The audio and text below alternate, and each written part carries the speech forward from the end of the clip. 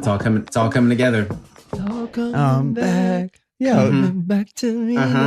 Salon de Jean. She did it. Were you ever a musician or always kind of a writer? Hold on. Okay, fine. Hey, everybody. Welcome back to the 10,000 Minute Experiment with Tim Timmons, your host, and your other host, Chris Cleveland. Oh, hey, guys. And Moy Donice. Oh, she's not here. She's not here. And to be honest, we asked her not to be here.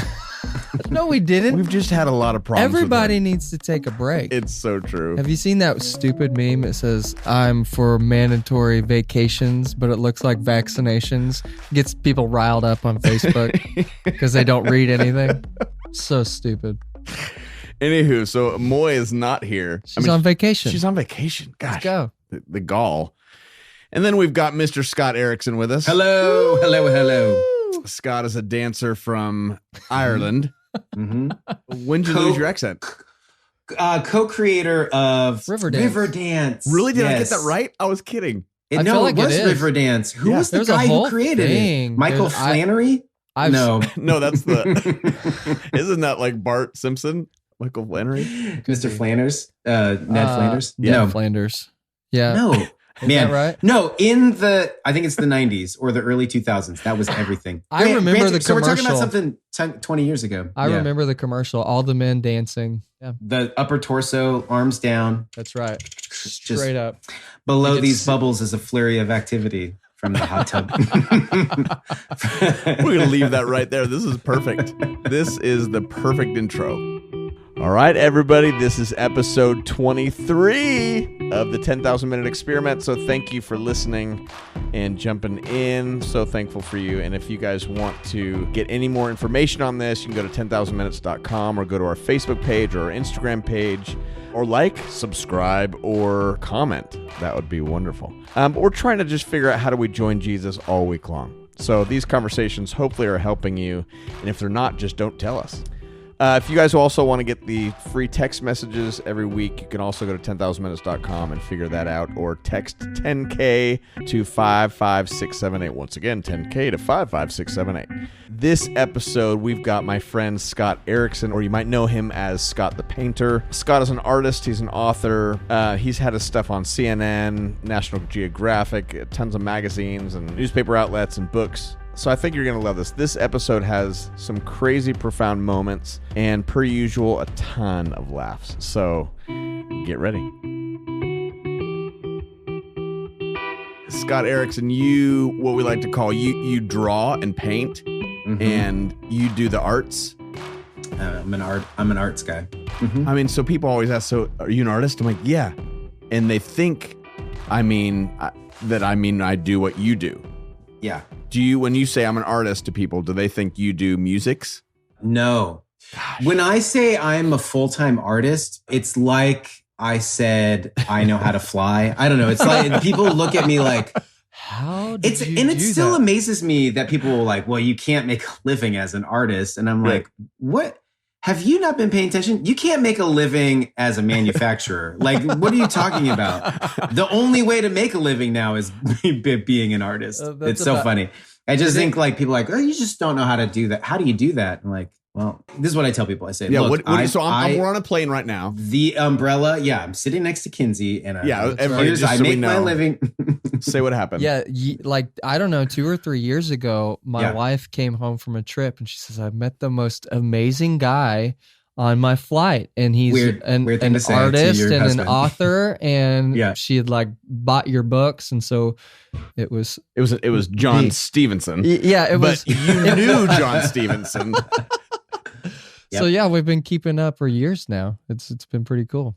But we just met today. Okay, so Kinsey meets you on the airplane. And then you say, hey, Scott, you're Scott. Well, I'm Kinsey. What do you do? Yeah, and I say, well, I'm an artist. And I actually think I said that, and she's like, oh, my husband's an artist. Yeah, so if I remember correctly. When I tell people like I'm an artist, I give them I'm like, look, I make my living as an artist. I do that by being an illustrator and a painter. I also make books, and I'm an author, and then I do kind of public speaking, performing arts. It's kind of the thing. And those are my 3 kind of buckets of work that I do. That all kind of tie in together, but that's like the revenue for, if they want to get into them, like those are my revenue streams. You know, it's like sell artwork, sell books, sell experiences, I guess how you'd say it.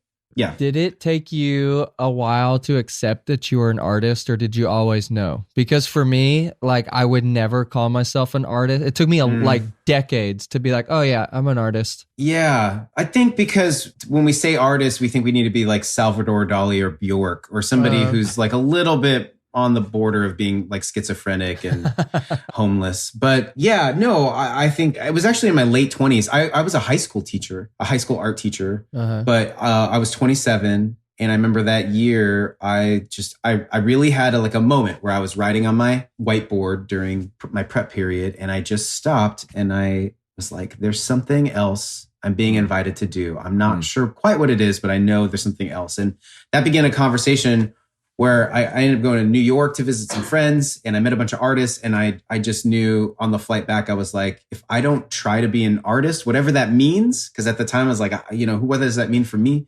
I'll always regret it. And that I stopped teaching. I kept my job waiting tables, which is, sometimes I'm like, I don't know if I'm a good artist or not. I know I'm a really good waiter. And so in my darkest moments, I'm like, I should go back to waiting tables. I know I'm really good at that. The cash is really good when you're serving. Worst case.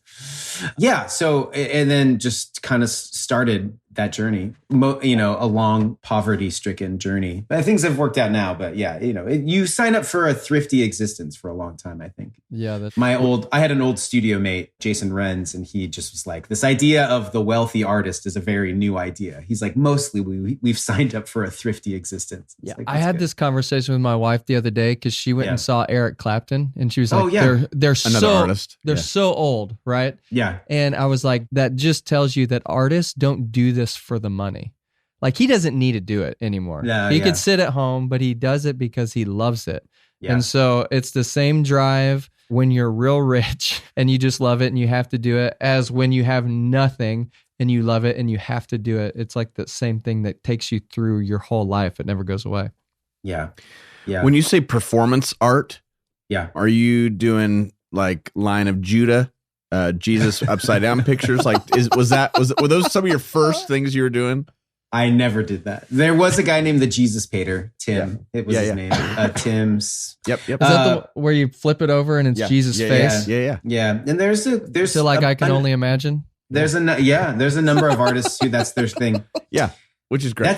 It is fun. I have thought through a lot of like, what is the attraction to that? And I guess it's for the audience to go, oh, I get what's happening. That's like, and some like, oh, cool. I didn't see that come in. I guess, there's a craft involved, but I was like, mostly I think it's just people going, oh, I get it. Oh, cool. I get it. I mean, maybe you see Jesus in the mundane or in the chaos, maybe I was doing one where I was like making a French toast and fish sticks, and then I flipped it, and then there was like an outline of Jesus or Mary in it. Did you really? And no.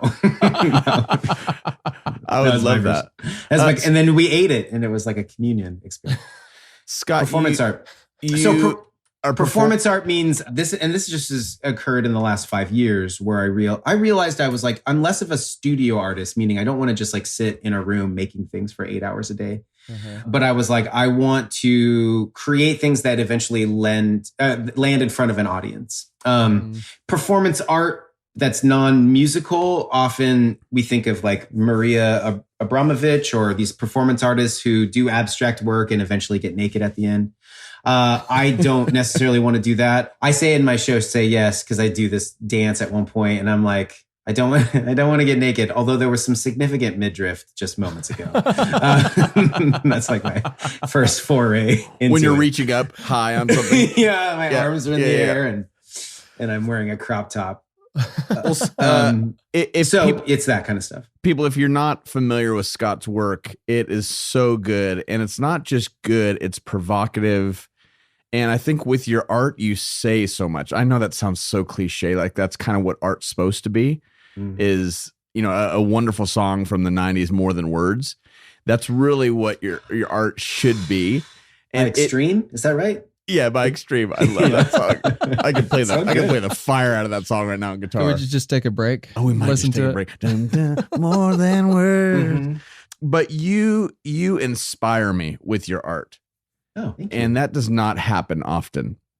there aren't many artists that I follow, and I love your work because I get so much out of it. And even in the midst of this past season, you've done some pretty provocative pieces, but I really think they are in line and aligned in helping us realign to the heart of the kingdom and of Jesus. So, number one, thank you. And we've been friends for a long time, and it's just fun to watch you be awesome. And so one of your books is called 40 Days of Practice. And prayer, 40 days of practice. Yes, that's what I said. Prayer, 40 days of practice. And, this whole 10,000 minutes, what I love about this is that we are so on the same track. So 10,000 minutes is all about how do we join Jesus in the 10,000 minutes of our week, and not just in the 80 minutes that we gather, but all week long. How do we just literally join him in what he's doing and go along with him? Can you just explain a little bit about this book and what you're hoping to do? I mean, you've got a bunch of stuff out here. The Advent stuff was awesome. So people, if you want some beautiful things to look at, to read, and to be encouraged by, check these things out. But what are you trying to do with your life? Other than look super hot. Well, let's go back to just what am I trying to do with my life? That's a bigger question. Yeah. Let's go back to how do we participate with Jesus, the Christ, the giver, the holy mystery of all of existence. I would say the biggest significance that has happened in my spiritual practice over the last decade, and this is coming partly when things stopped working for me, meaning my practices, meaning the way that I chose and lived in the world. I had to re-examine those because the way that I was doing before, that was informed by the sacred narratives I had thought or the scriptures or what I was told to think about. Like they just didn't work anymore. What's that mean? Can you give an example of that? Yeah, like bluntly, I've had a number of friends die of young ages and mostly cancer and some suicide. And I realized just with that conversation with death, I found that, and I really enjoyed how I grew up. I grew up in a great church, and I'm not like, those guys ruined me. It's not like that at all. Yeah. But I realized that the Christian culture that I was in spent a lot of time obsessing about afterlife. Yep. And this is why nobody asked me to come to conferences. The truth is that nobody knows. Nobody has any idea what's after this, if there is even anything. And I say that as a person of faith who thinks that there's something. The farthest I'll go is that I've received grace here, and I think grace will be there too, whatever that is.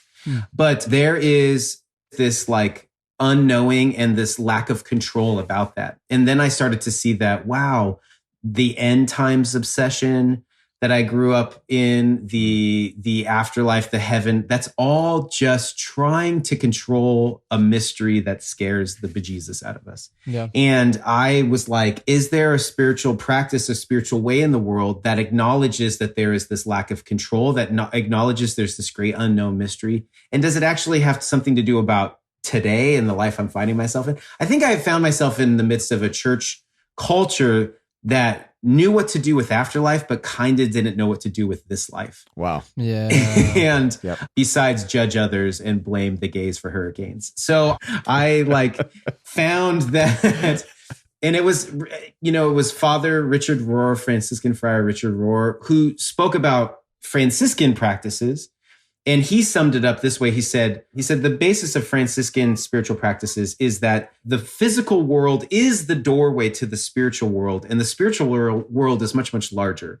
And so what he's saying, he's like, there's no way to access this larger reality, which, like this reality of the unknown or the unseen.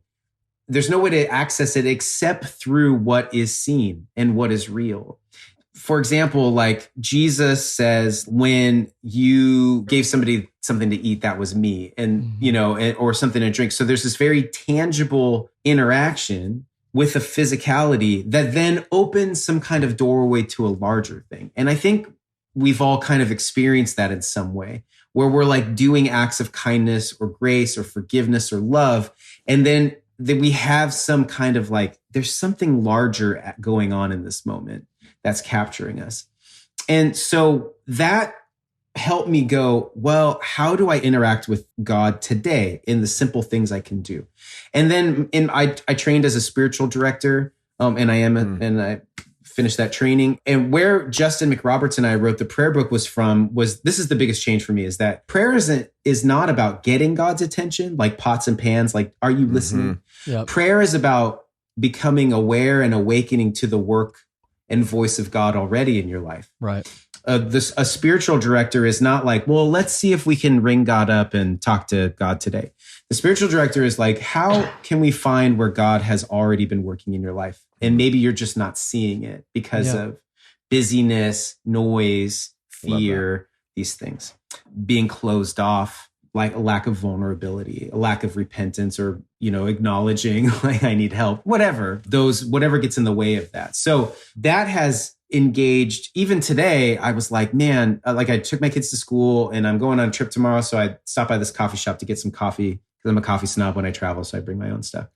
And I was in the car and I was like, okay, I don't know if I'll have any real like poignant quiet time today, but this is my time in the car to go, to be open and aware and just say, I'm listening. What is going to happen today? Who am I going to interact with? How can I stay open to your work and voice? And, probably like, I don't know if God's like, there's something going on in the capitals with all the world leaders. Scott Erickson, get in there. Like probably today it's like, your son's got a dirty diaper. Get in there. Like that. It's probably a lot more humble, and we could even get into seasons. Like I have a 3-year-old at home and we're in the middle of a home renovation. There's just a lot that's demanded of me. And I keep butting up against like these self-imposed expectations of what I should get accomplished. And I'm coming out with a book this year. My wife is coming out with a book next year, and we're just busy. And we're like, wow, next fall when our youngest is in like preschool, right? That'll be just like a different paradigm for us. It is for sure. Yeah. And so it's like, recently a friend encouraged me. She heard a story that Glennon Doyle, the author, like a woman brought her young baby to her and was just like, I want to do more in the world. And I'm trying to, I'm trying to do as much as I can. And she just looked at the mom and she goes, when this child is in kindergarten, we'll be ready for you. And I think that's just a good, gracious piece of advice that sometimes we have to acknowledge that we'll find ourselves in certain seasons and we will be like, I got to do all this stuff. And I think if we paid attention to how the Spirit is working with us, the Spirit might be like, I've given you this thing to care for. And it's okay. This is all that you need to do today. That's fine. Do you think those practices that you have help ground you in that and say, oh, this is like, talk about like the faith you inherited, didn't care much about this life, but cared more about the afterlife. You think these practices help you care about like the dirty diapers and the craziness that's going on and like the chaos of life, and see the kingdom within that more so than like kind of if you're a Christian waiting for heaven or a dad waiting for kindergarten, to be able to sit in those moments and find Christ in those moments, even in the chaos? Yeah. I think that there is that life has this paradoxical nature to it. So, and a paradox, if those listening are not familiar, paradox just means the space in which two seemingly opposing truths exist at the same time. So and I learned this from the writer Parker Palmer, and when he said it, he was like, at the core of the Christian faith is a paradox. We have Jesus, who is man and God at the same time, which is two opposing truths. But so it's not a solvable paradox. What we do is we enter into the mystery of that, and that's how we're transformed. And so what I have found in my experience is that life is what you make of it. Like life is asking you to participate. And if you don't want to, you don't have to. So it's up to you in some ways. What do you want to do? How do you want to be? What are the things you want to accomplish? How do you want to be in the world? That's up to you. But there's another part of life, which is like, there's a part of life that's going to happen to you. And we could say, and I'm hesitant to say like, God is involved with that, but like in some way you're being led in a way that is a mystery unfolding. And how do you be open and saying yes to that? This is literally, I think, your book of Say Yes, right? Isn't this kind of the whole concept of that? Yeah. Is discovering the purpose of life beyond the death of a dream, right? Yeah. So this is like in the frustrating stuff of life. Yeah, keep going. No, yeah. Like, so the death of a dream is basically that moment of where you're like, I thought my life, this situation, I thought I would be different by now. And the death of a dream is this real poignant, like painful moment of like, oh, this happened to me, or I'm at the spot and I can't change the past. But I think, and I'll give away a spoiler alert, what a death of the dream is what needed to die was this image that you've had about yourself, your life, that is a life without vulnerabilities. Like none of us, when we imagine like our quote unquote dream scenario, we don't go, man, I can't wait to accomplish that marathon. What we don't imagine is going, man, I had to do 8 months of physical therapy with a PT because I'm in my 40s and my knees don't work very well anymore. When we imagine like opening the business we've always wanted to open, we didn't imagine that we would actually have to partner with somebody to get the capital to start our business. And now we have this kind of tension and weird relationship with somebody else. Vulnerability is not our weaknesses. Vulnerability is our relationship with our weaknesses. And we live, especially as men, in a culture that's like, don't let your weakness just show. So when we feel vulnerable, it's like, oh, if I have an uncomfortable feeling with my weaknesses. But we can learn that actually our vulnerabilities that like, hey, I'm aware of that I need help. Vulnerability literally means just to take off your armor, to make yourself touchable and available. And that I have found is actually the only way to connect with the world, each other, and to God. Honest Advent, which is my Advent book, the whole mentality of that book was like, Jesus came into the world just like we all did, which is through human vulnerability, through weaknesses. And it's a meditation on the weaknesses that are embedded in humanity that Jesus participated in. And that's how we find Jesus in our lives today still, is through these kind of places where we need help, we need others, we don't have it all together. It's the antithesis of perfection. And so what I submit in Say Yes is like, the death of the dream was necessary because it was the thing preventing you from getting to the life that you're being invited to. The perfected image of yourself is the thing of the way. So the giver of your life is okay getting that out of the way because there's a life beyond this death of a dream, which is a life pursuing the desires that are in you, a life that you're being invited to. And it's kind of that. It's like, it's this co-creation of life. And so what's a dream that you had and have had that you had to kind of die to that in a sense to say yes to what was reality and what was now? Yeah, well, this was the catalyst of the whole thing. So I'm 44 now. And when I was 39, about to turn 40, I had this experience that I was not in control of, I guess. I put my kids to bed and I walked out in the living room and I found that I was crying.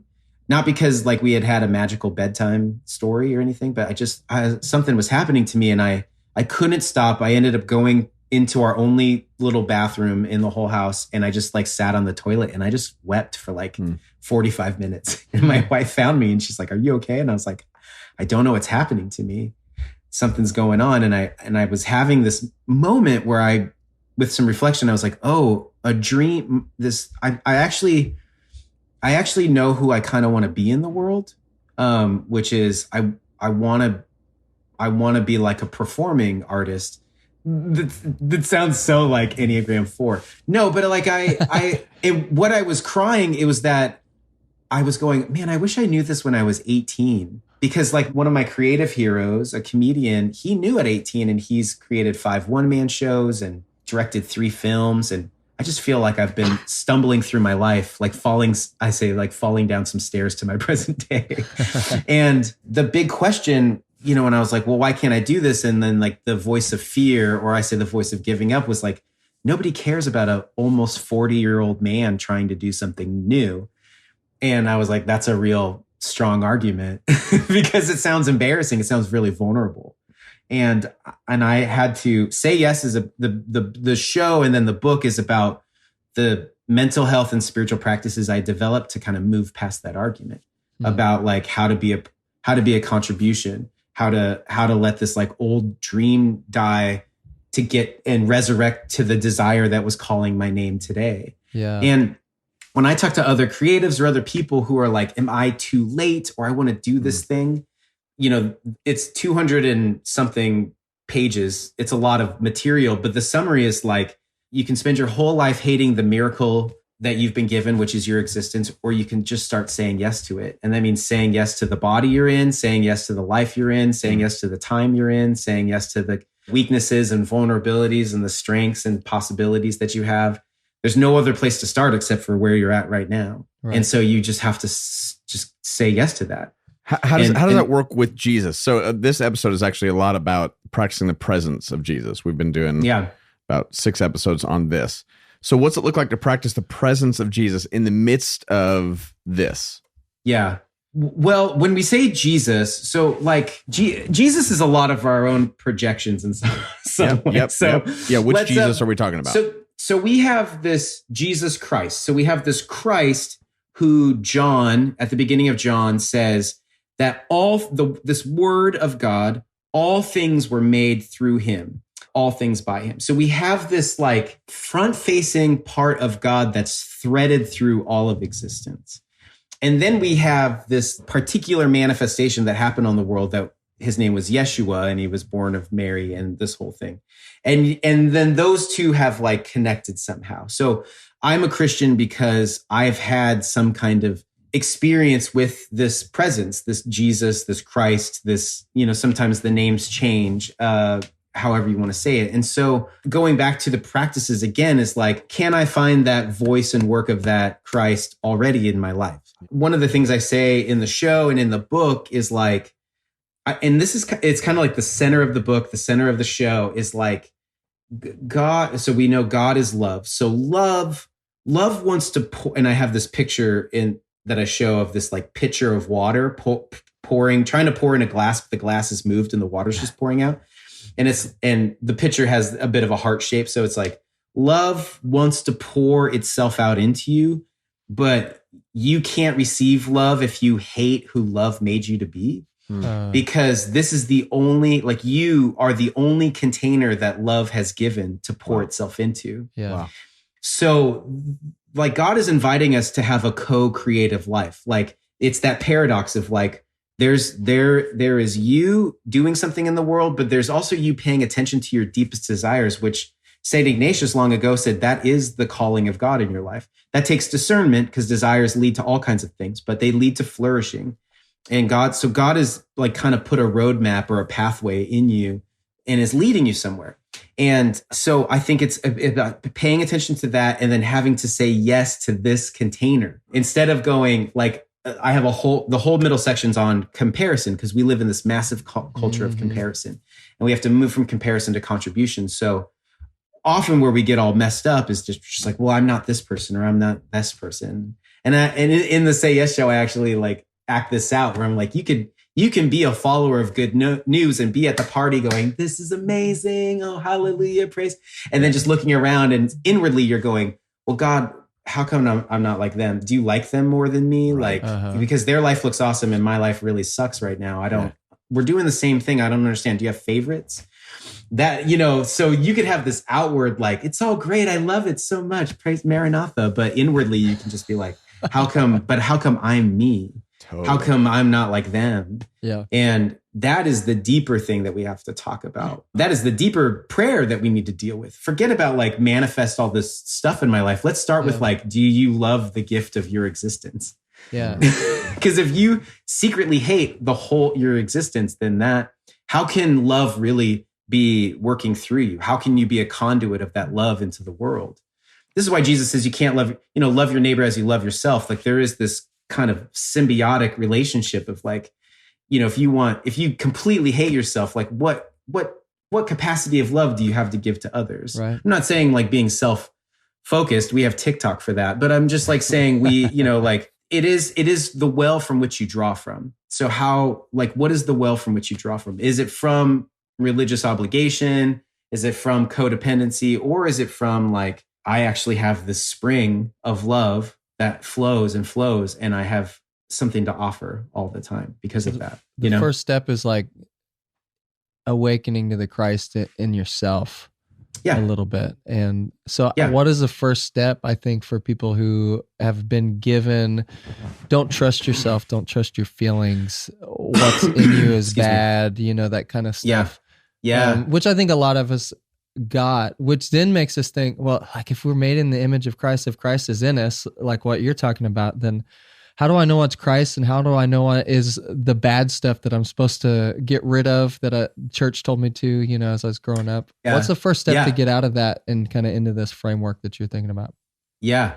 And that's such a good point. In fact, as I started doing Say Yes around the country, I would hit upon this where people are like, well, you're not supposed to love yourself. And I was like, right. That is crazy talk. What are you talking about? Like, I get it. Like, maybe if you're saying don't be so self-involved and narcissistic, sure. Yeah. Hey, boomers, pay attention. But like, this is a really great question. I don't have a stock answer. So let me just talk through it. Again, with this paradox idea, I think there is this like inner work we have to do and then this outer work. And those two will be partnered together.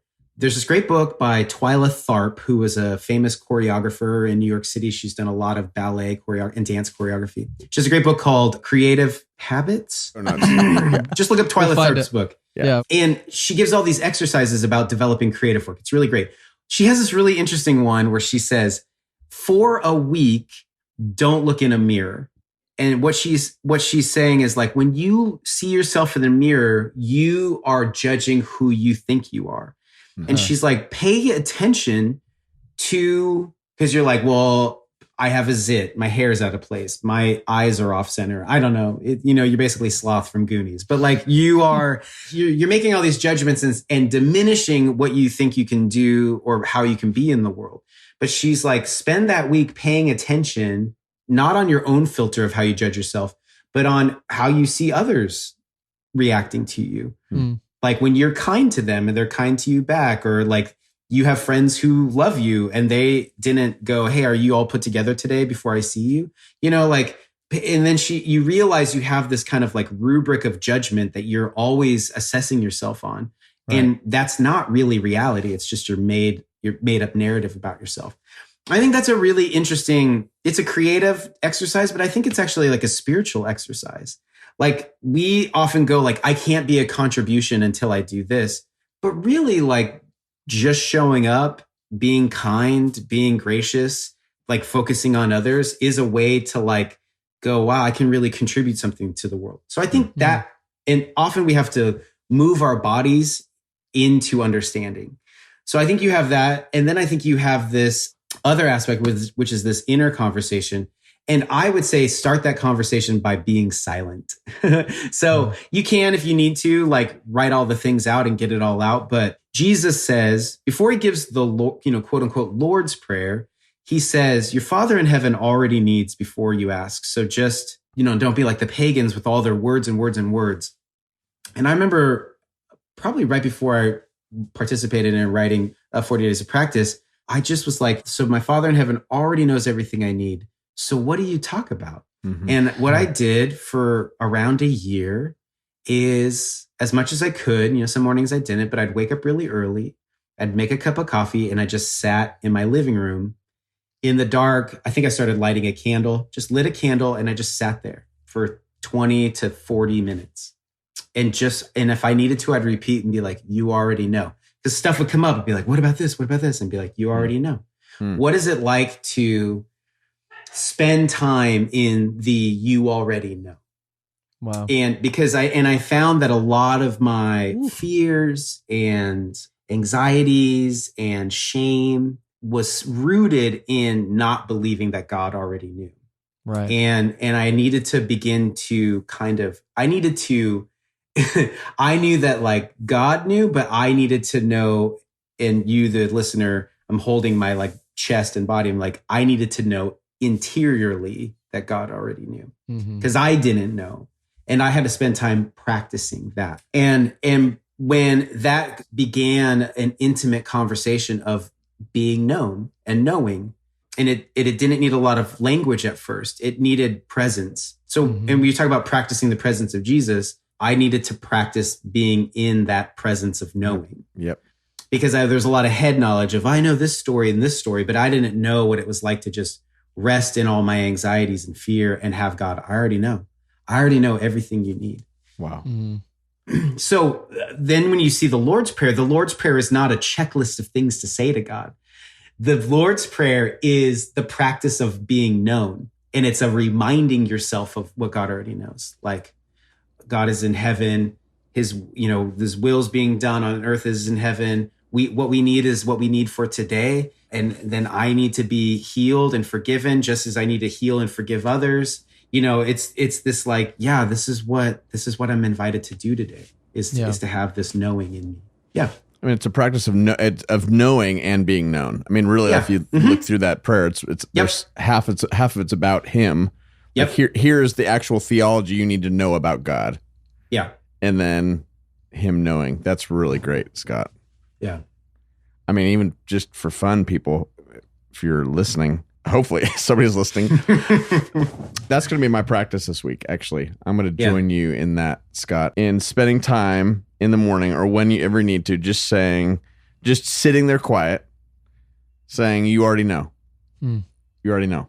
Gosh, I love that. Yeah, that's cool. Yeah. Are you friends with JJ and Dave Heller? Do you know them? Yep. JJ actually wrote a song based off, like, we had a conversation and I said that to her. And then she wrote, I think I did an Instagram post about it too. And then she wrote a song called You Already Know. Ooh. It's a really great song. Probably the most beautiful song ever because she's amazing. Yeah, I don't like her much. But great Just a little jealous. Yeah. I love the way that you're connecting the mind and the body, because I think for me, a lot of times I'm in my head on it, but I'm also like multitasking, right? Yeah. So I can be in my head saying, God, all these things, blah, blah, blah, but I'm taking care of kids and I'm doing all the stuff and, or working or trying to do whatever. Mm-hmm. But rarely do I say, oh, I'm going to sit my whole body down and really like engage in this. And so that's really powerful. Yeah. It doesn't have to be like stillness either. I don't know if we were recording when we were talking about the walking, but walking has become a real important, spiritual practice and physical, mental practice. Mm-hmm. There are studies that say like just walking improves your mental state, your happiness levels, all of that. But so like my friend Lindsay, who happens to be a therapist here in town, she was like, if you had 3 hours to do whatever you want, what would you do? And I immediately was like, I'd go on a walk in the woods. Like, I just like, that's all I want to do is go on a 2-hour walk every day. And that's a little not possible right now, but I went on a 30-minute walk last night after dinner. It was nice out. I was like, I'm going to go for 30 minutes. And it is less about like, I think what's moved for me, and I think anybody on the journey of dealing with God or life and stuff, it might not be this way, but I feel like what happens is prayer and presence is less and less of a shopping list of things to cover and more about engaging in the presence that's already available right now. Yeah. Like, and people go, well, how do you mean like God's available right now? Like the work is really just to remove what's getting in the way. It's not to like, oh, I need to all of a sudden do this stuff so then I can finally connect with God. What if you started from the place like I'm already connected with God? It just feels a lot less shiny than what you think it's supposed to feel, but I'm already connected. But maybe what's in the way is the noise and the chaos and the busyness and the expectations and the shame and the guilt and all of these things that I put on it that gets in the way. There's a little drawing at the beginning of the prayer book, which, because when we were putting that book together, we were like, this is not a book of prayers. This is a book of excavation tools. Right. The prayer is the hidden, ongoing, secret, interior conversation you're already having with God, the giver, or about existence and the giver of existence. And so we use like a tuna fish can. So we have like the prayer is the tuna fish. That's what's already in you. Now life creates a hard casing around that, which is like your ego and fears and noise.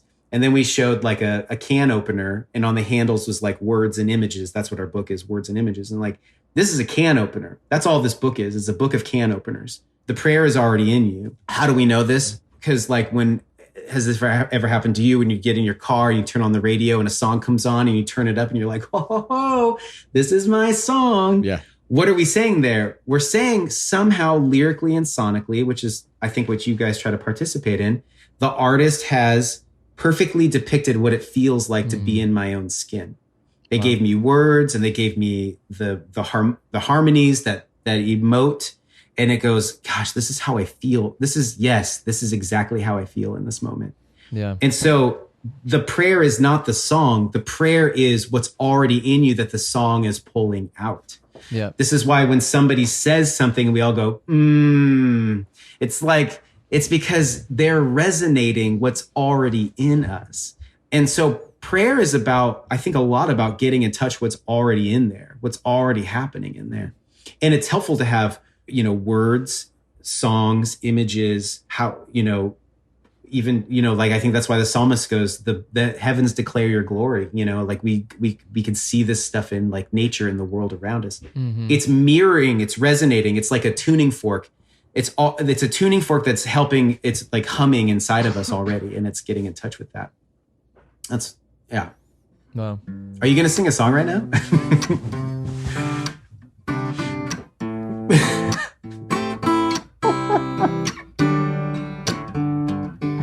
Saying I love you is not the words I want to hear from you.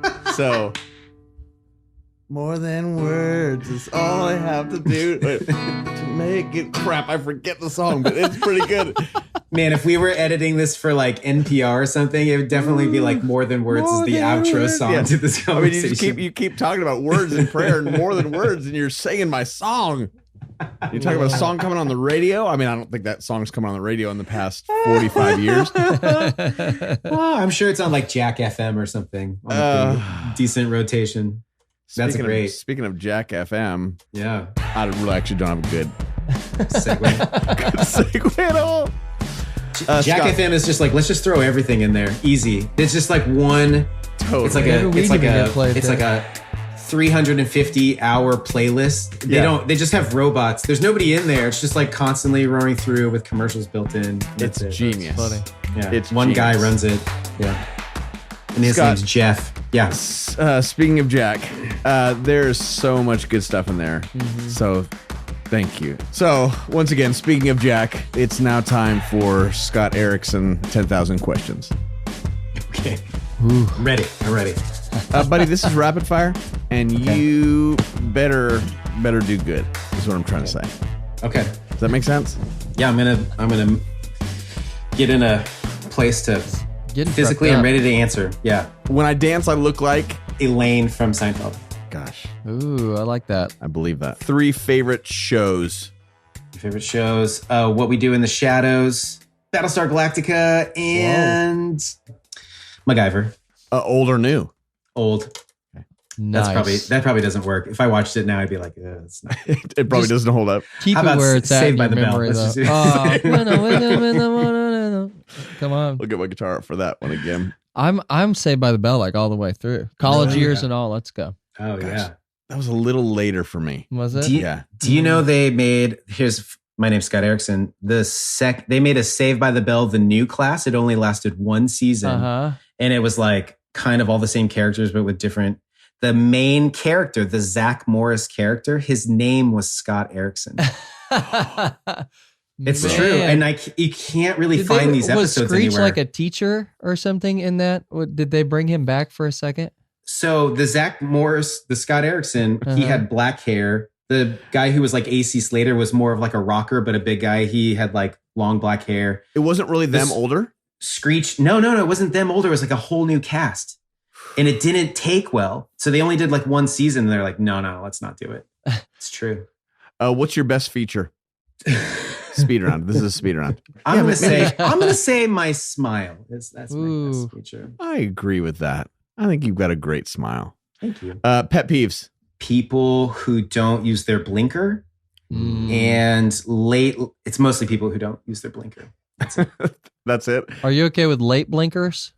Like, are you a blinker like before while they're break? turning, they turn it on? Yeah, like I feel like the blinker has to come on before the brake light. When they do it, I'm like, at least you tried. Yeah. So I have a little more grace for it. But when they just like turn, I'm like, why do you think they put that in the car?